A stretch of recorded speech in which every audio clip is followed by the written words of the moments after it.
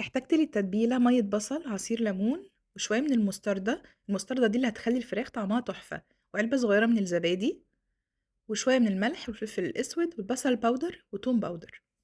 بس كده، تتبيلة بسيطة جدًا وسهلة. هنقلّب كل ده مع بعض، وأنا هنا استخدمت وراك الفراخ، تقدروا تستخدموا صدور ما فيش أي مشكلة، لكن باحس إن الوراك كده بتكون juicy وطعمها أحلى بكتير. أنا خلّيتها تقريبًا ساعتين في التتبيلة، تقدروا تخلّوها من قبلها بيوم عادي خالص، بس أقل حاجة خلّوها ساعتين.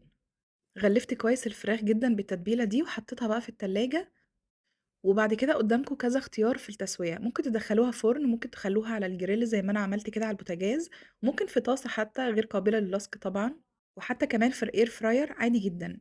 طبعًا أول ناحية بننزّلها عليها هي الناحية اللي كان فيها الجلد في الأول علشان ما تتهريش معاكم.